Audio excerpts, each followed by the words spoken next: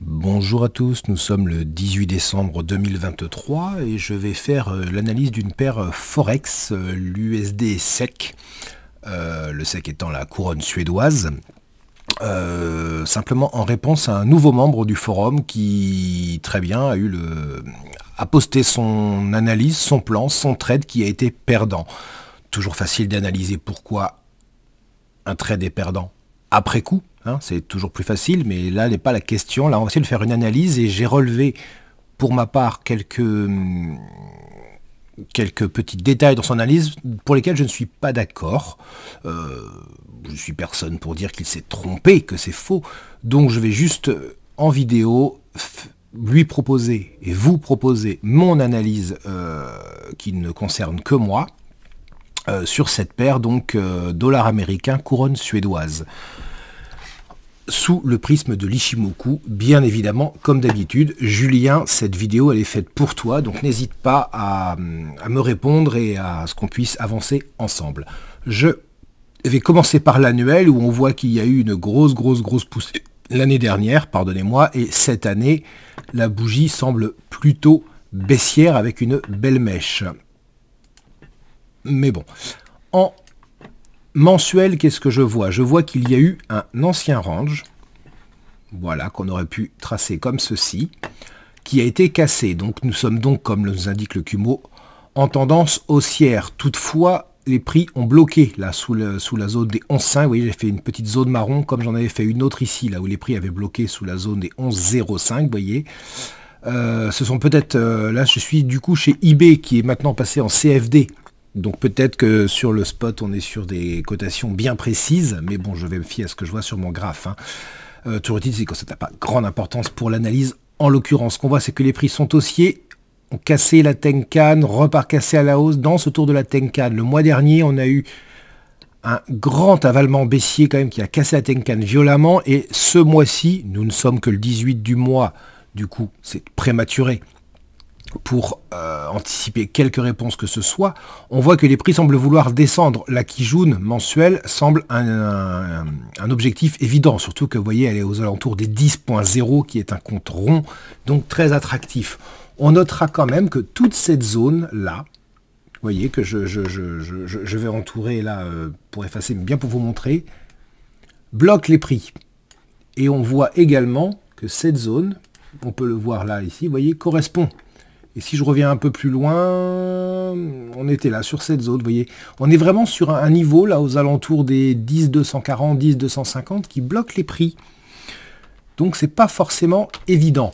Mais toujours est-il, c'est qu'en mensuel, ce que je vois, c'est que, certes, on est dans une tendance haussière, mais on voit quand même que le mouvement en cours semble relativement baissier, avec une cible évidente qui pourrait être la Kijun mensuelle, la Chikou étant libre de descendre, comme de monter d'ailleurs. En hebdomadaire, eh bien, on n'est pas trop surpris de retrouver un range.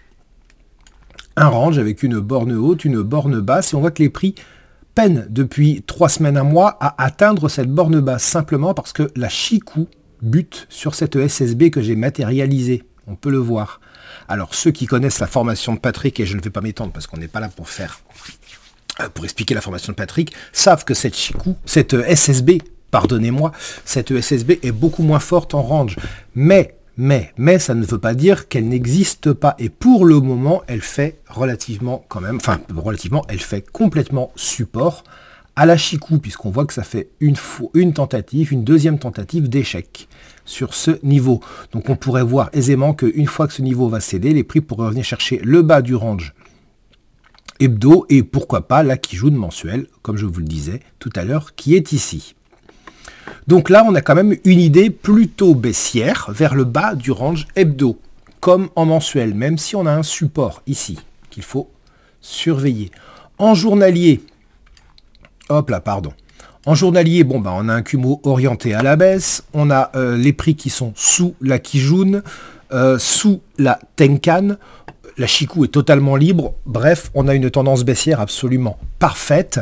Et on voit qu'il y a eu une mèche gigantesque vendredi 15 décembre. Donc ça, c'est lié à une annonce économique. On ne se pose pas de questions. Et que même lors de l'annonce économique, on voit que la mèche est venue chercher la Kijun Daily, vous voyez, pour repartir à la baisse. On a ici un magnifique signal de vente en daily.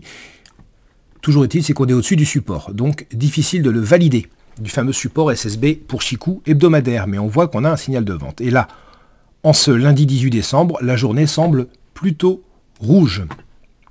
En H4, nous étions dans un range qui a cassé, on peut le voir, mercredi soir. Vous voyez, dans la nuit, les prix sont venus chercher encore une fois le support hebdomadaire dont je parle depuis tout à l'heure, hein, la SSB pour Chikou. Ont tergiversé, ils sont venus chercher l'ancienne borne basse du range, ont hésité, puis avec cette news économique, sont remontés jusqu'à la Kijun Daily que vous voyez ici, pour nous donner cette étoile filante absolument magnifique. Donc là, le H4 nous confirme totalement le détail du signal de vente observé. Donc oui, nous avons un signal de vente, oui, nous avons une borne basse de range aux alentours des 10-20, 10-30 de range hebdomadaire, et une Kijun mensuelle à 10 qui semble une cible. Malgré tout, le niveau ici de SSB semble faire support.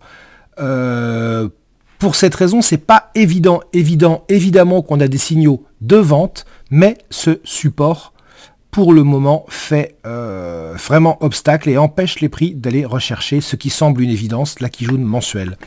Voilà pourquoi, pour le moment, je ne suis pas certain qu'être acheteur était la meilleure des solution. Voilà, n'hésitez pas à me répondre. Julien, n'hésite pas à me répondre sous la vidéo ou directement sur le forum. Hein, je vais, je pense, créer une file spéciale. Donc, n'hésite pas à commenter, à me répondre. Bon courage, au revoir.